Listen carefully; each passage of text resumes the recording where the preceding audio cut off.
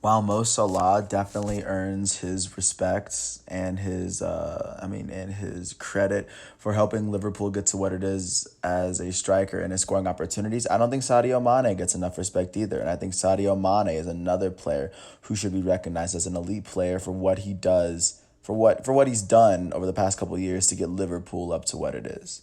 How you guys doing? It is July 15th, 2020 in this quarantine. I'm James Sims, and today I kind of wanted to talk about one of the players to me who I think is a real game changer in soccer.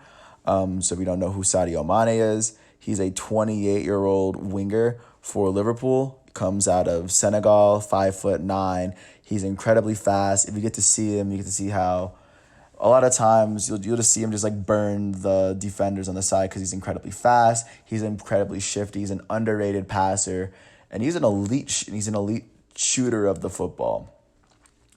But I don't know. Like I feel like watching him get to Liverpool and be as good as he is has really been kind of a journey. I mean, he started off jumping around Europe. It was at RB Salzburg. He was one of the better Austrian players in the country. Then he went to Southampton in 2014, and then in 2016 they sold him to Liverpool, and ever since he's been at Liverpool, um, I mean, he's kind of really seen them grow. The first year he was there, was they finished fourth in the Premier League, and that was Philippe Coutinho's last year. The next year, once they got Salah and they got Virgil van Dijk, and they were able to build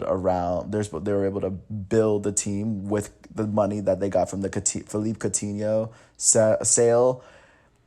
27-18, they were Premier League runner-ups, and Mo Salah had his incredible season. And of course, Sadio Mane had his as well, kind of helping out on the side with 32 combined scoring opportunities in 52 games, 23 goals and 9 assists in that season, where no, like Liverpool kind of inflicted their damage. And even the next year, in the 2018-19 season, when they were actually winning, when they actually won Champions League, he finished with 30 goals in 60 appearances, 4 assists. He ended up finishing fourth in Ballon d'Or voting, which shows how good of a player he was and how important he was at that very time, of course. But I mean, yeah, they won Champions League, and they finished runner up in the Premier League. But yeah, I mean, Sadio Mane was the one who was getting the Ballon d'Or votes because of what he was doing. I mean, in the Premier League, in the Champions League, he came up with a lot of big goals along down the stretch to help them win in the very end.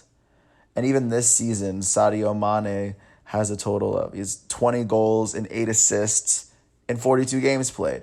So I mean, if you ever get a chance to see Liverpool play, especially looking at their attack, you know that Firmino runs the front. He's the striker, but it's the attackers, it's the wings, it's Sane and Sadio Mane that really do most of the damage in that attack. And because at the end of the day, like I said with Mo Salah, Liverpool is definitely dominant because of their defensive back held down by Trent Alexander-Arnold and by Virgil van Dijk. I almost forgot his name. They hold it down, but at the end of the day, Liverpool still has to score all of those goals.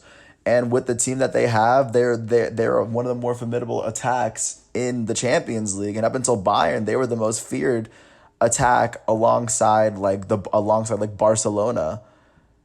But they definitely have a top tier attack, and Sadio Mane, and I think is the guy that does all the dirty work. He's the glue amongst the attack. The attack, I mean, even though I will say the attack goes at the pace that Mohamed Salah does. And Mohamed Salah is having a good game, yeah, but Sane can afford to have a bad game. I think that's where I discuss his value to the team. And I watch Liverpool a lot. I know Liverpool is incredibly amazing. And even Liverpool fans will tell me themselves that they probably like Sane is probably more important to their attack than Salah is. And even though Salah has the numbers, I think they give it a Sadio Mane. But without further ado, thanks for listening to all 5 minutes of this. I wish there was more that I could say about Sadio Mane, but if you look at the player If you're looking at him right now, he's a 28-year-old player, a 20-year-old winger, looking back at his career, seeing himself getting all the way up to Liverpool. He now has a Premier League win with Liverpool, their first in 30 years. He has a Champions League win with Liverpool. He's almost won a Ballon d'Or. I mean, he has a lot more success at this stage of his career than other players do, and I do consider him elite because he is a vital part of an elite team. So therefore, by that association, I do believe you should be able to label Sadio Mane as an elite winger that almost any club in the world would be more than happy to get their hands on. Without further ado, if you ever get a chance, check out my boy Sadio Mane. He wears number 11 for Liverpool. No, he wears number 10 for Liverpool. Salah wears number 11. I got that wrong on the other video, but oh well. You ever get a chance, come in, you know what I meant. But yes, Sadio Mane wears number 10 for Liverpool, and he wears number 10 for Senegal as well. So if you ever get a chance, just go check my boy out. He's really good. Without further ado, I wish you the best with quarantine. I know everything's kind of tough. But yeah, if you get a chance, if you're watching him, just think to yourself, wow, like, could this offense really be the offense it is without Sadio Mane?